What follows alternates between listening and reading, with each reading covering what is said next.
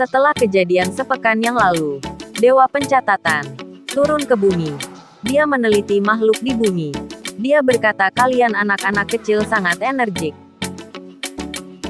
Dia berkata dalam hati, tanpa diduga. Setelah beberapa waktu, Avenue of Monsters telah banyak berubah.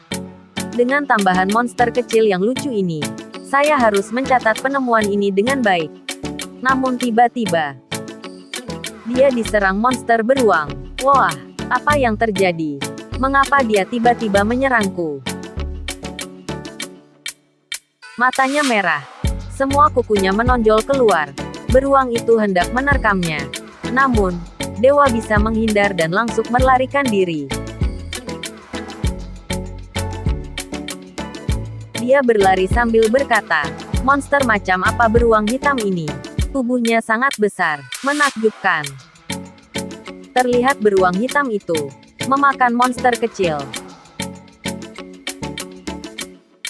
Beruang itu terus mengejarnya tanpa henti. Dan sesampainya dekat pohon, dewa langsung bersembunyi. Apakah beruang itu melihatku? Semoga saja tidak, ucap dewa. Di saat sedang bersembunyi, dia melihat bulu burung jatuh. Dia ingin memastikannya dan melihat ke atas. Namun ternyata, pohon tempat dia bersembunyi adalah monster yang hendak memakan burung itu. Dewa benar-benar kaget dan hendak melarikan diri. Dia berlari dan berkata, pohon besar itu memiliki kehidupan dan memakan burung. Bagaimana ini bisa terjadi? Dia terus berlari sampai di dekat danau, dan melihat seekor kura-kura juga melarikan diri. Sontak dia kaget melihat apa yang terjadi. Hei, apakah kamu bercanda? Ucap dewa. Tidak hanya pohon, tetapi air juga memiliki kehidupan, dan akan secara aktif mencari makanan. Apa yang sebenarnya terjadi? Bukan karena air danau yang berubah. Sepertinya ular berkaki 4 itu telah berevolusi menjadi air, menggunakan bentuk air sebagai warna pelindung. Perubahan seperti itu benar-benar luar biasa. Hal ini mengerikan. Dewa berkata, mengapa beruang hitam besar itu tiba-tiba diam? Tidak bisa lari. Apakah dia kenyang? Perut beruang itu tiba-tiba terbelah. Dewa kaget dan berkata, saya pikir beruang hitam besar itu sangat aneh. Tetapi saya tidak menyangka tikus berwajah biru itu adalah iblis jahat yang tersembunyi.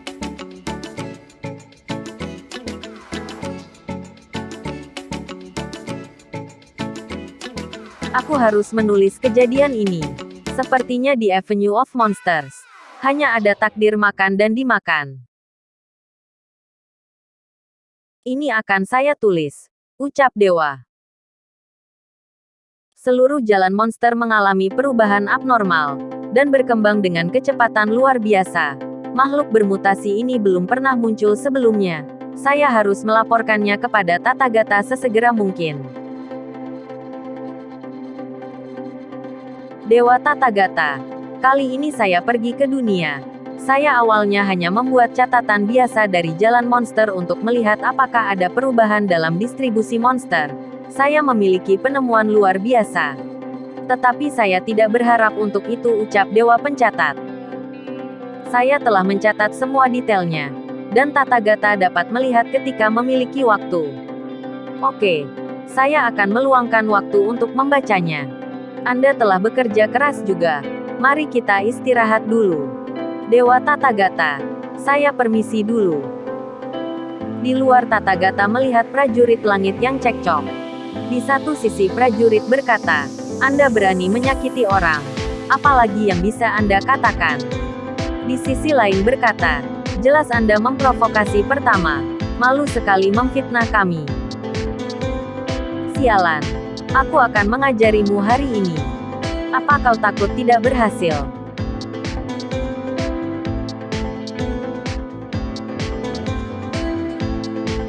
Tathagata berkata, dia terlihat mengerikan dan brutal, seolah-olah dia telah kehilangan akal sehatnya dan tidak dapat mengendalikan tubuhnya. Aku tidak bisa membiarkan mereka saling membunuh satu sama lain. Tiba-tiba, Jenderal Erlang datang dengan tombaknya dan menghentikan mereka.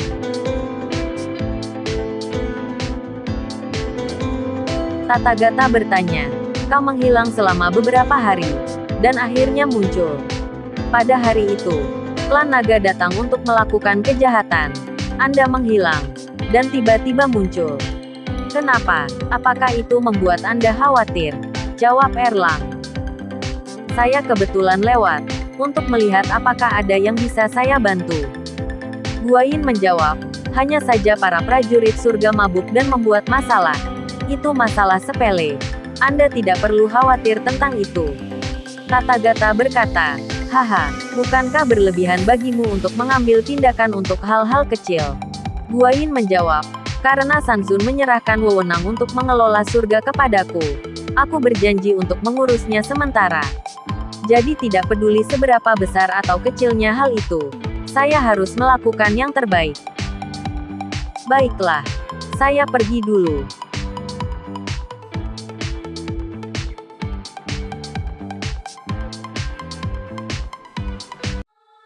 Sejak fenomena api langit,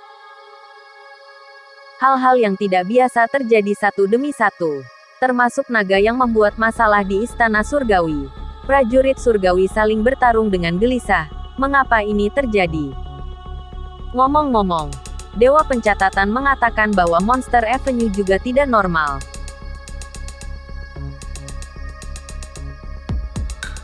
Gambar itu berangsur-angsur menjadi jelas, dan beberapa spar merah muncul, perlahan-lahan memancarkan cahaya, seolah-olah ada gelombang energi, dan itu berkibar dan berdetak seperti kehidupan.